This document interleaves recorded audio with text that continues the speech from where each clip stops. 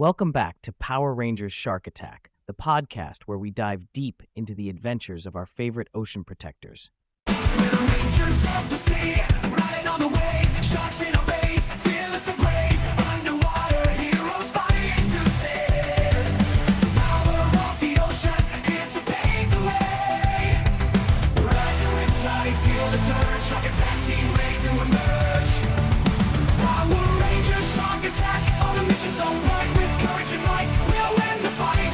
Thundering guitars, drums that excite, we're the guardians of the deep, bring on the night.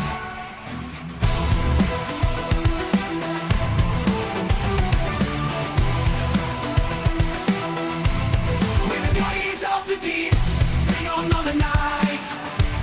With an armed blade, we'll make it work, defenders of the sea, true to our purpose, Shark Attack Rangers, our dedication never shirks. Feel the adrenaline as we dive. Power Rangers Shark Attack, on a mission so bright, with courage and might, we'll win the fight.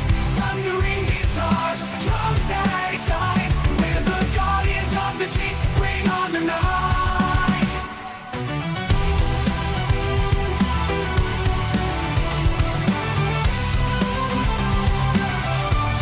We're the guardians of the deep. Last time, the Rangers faced the monstrous Leviatrix, and with the power of the Shark Attack Megazord, emerged victorious. But new challenges await our heroes. Join us as we continue the story in Episode 4, The Savage Sabers. The underwater base of the Megalozord command sub was bustling with activity. The Rangers were still recovering from their recent battles, but their resolve had never been stronger. Chip, the Red Tiger Shark Ranger, was deep in thought as he walked through the corridors of the command sub. "What's on your mind, Chip?" Henry asked, catching up with him. "I can't shake the feeling that there's more we can do," Chip replied. "We've faced some tough enemies, but I think we need an edge, something that can help us turn the tide in our favor." Henry nodded. "We're always looking for ways to improve. Maybe we'll find something useful on our next expedition." Just then, Alvin entered the room with a sense of urgency. "Rangers, we've detected an unusual energy signature coming from a deep-sea cave. It might be another Morphon crystal. We need to investigate." The team suited up and dove into the depths, guided by Henry's sonar technology. As they approached the cave, Chip couldn't shake the feeling that something significant awaited them. "This place gives me the creeps," he muttered. Inside the cave, they found an ancient altar with two glowing swords embedded in it. The room was filled with an eerie light, and the air seemed to hum with energy. "Look at those," Henry said, pointing to the swords. "They're giving off some kind of energy." Chip felt a strange pull towards the swords and, without thinking, reached out to touch them. As his fingers brushed the hilts, a surge of power coursed through him, and the swords glowed even brighter. Suddenly, a powerful suit of armor began to materialize around him. "Whoa, what's happening?" Chip exclaimed, feeling the armor form around him, enhancing his strength and speed. "I don't know," Henry said, astonished. "That armor, it's not something we've ever seen before." Before they could explore further, alarms blared through their communication systems. Courtney checked her monitor and gasped. "We've got company. Predatox and Swasher are on their way, and they've brought a monster with them." Outside the cave, Predatox and Swasher were leading a horde of buccaloids. With them was Shellshocker, a massive armored sea creature with a shell as tough as steel. "Rangers, it's time to morph," Alvin commanded. "Ride the riptide," the team called out, transforming into their ranger forms. The battle was fierce, with the Rangers fighting valiantly against their enemies. Chip, now equipped with the mysterious armor and wielding the glowing swords, moved with enhanced speed and strength. His attacks were precise and powerful, cutting through the buccaloids with ease. Monica used her green aqua axe to fend off the attackers, while Courtney provided cover fire with her yellow crossbow crusher. Henry smashed through the ranks with his black hydro hammer. But Shellshocker proved to be a formidable foe. Its tough shell deflected most attacks, and its strength was overwhelming. The Rangers struggled to gain the upper hand. "We need to work together," Chip urged. "Keep it distracted while I go for the weak spots." As the battle raged on, Predatox injected a serum into Shellshocker, causing it to grow even larger and more powerful.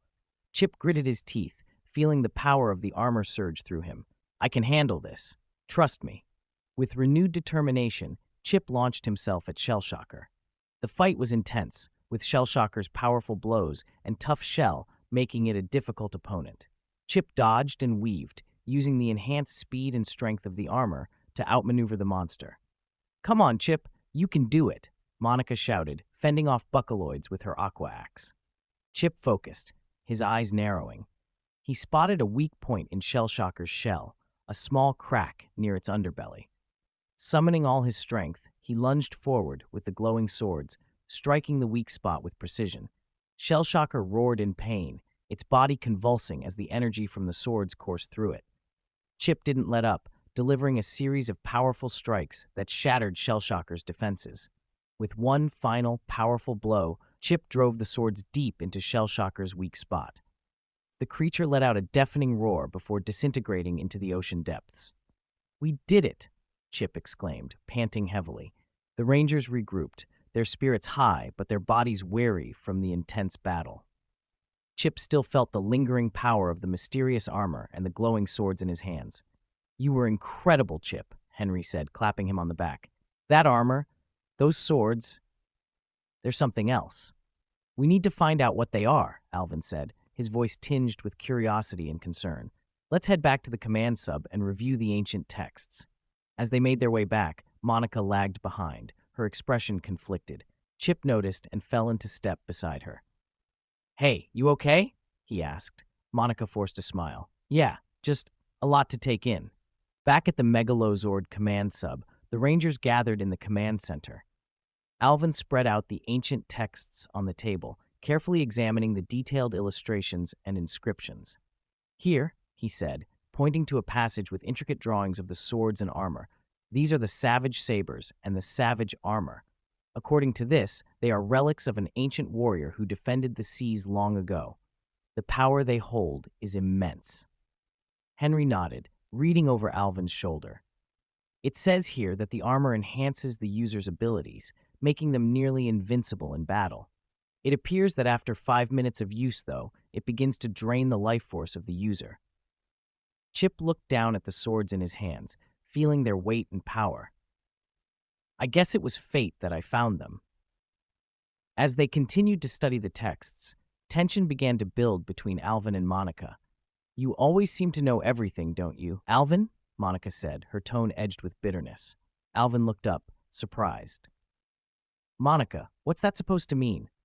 Monica sighed, her frustration bubbling to the surface. "It means you've always been the favorite, the leader, the one who gets all the praise, while I'm just here." "Monica, that's not true," Alvin said, trying to calm her. "Isn't it?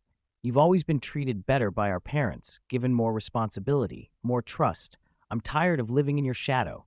Monica snapped. The room fell silent, the other Rangers unsure of what to say. Before the tension could escalate further, the communication system crackled to life. "Alvin, this is important. We need to talk," Henry interjected, trying to defuse the situation. "We've got to stay focused on the bigger picture here." Monica took a deep breath, her anger simmering down. "You're right, Henry. We need to stay united if we're going to protect the ocean from threats like Predatox and Swasher." Meanwhile, aboard the interdimensional fallen pirate ship, tension was also brewing between the villains.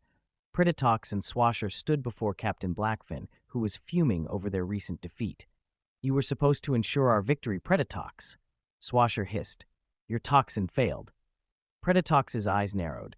"My toxin did its job. It was your plan that was flawed, Swasher. Maybe if you spent more time strategizing and less time eating, we'd have won." Swasher's face twisted in anger. "Don't you dare blame me for your failures.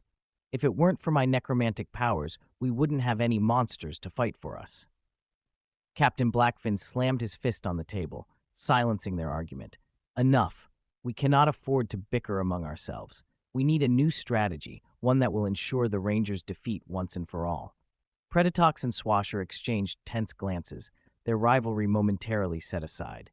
Back at the command sub, the Rangers were preparing for their next mission, the weight of their responsibilities heavy on their shoulders.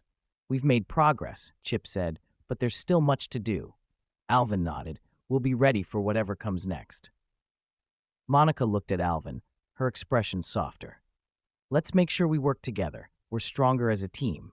Alvin smiled, relieved. Agreed. Together, we can protect the ocean and everyone in it. Thanks for tuning in to this episode of Power Rangers Shark Attack. The Rangers discovered new powers and faced new dangers, but their battle is far from over. Join us next time as they continue to protect the ocean from the forces of evil. Until then, keep riding the Riptide.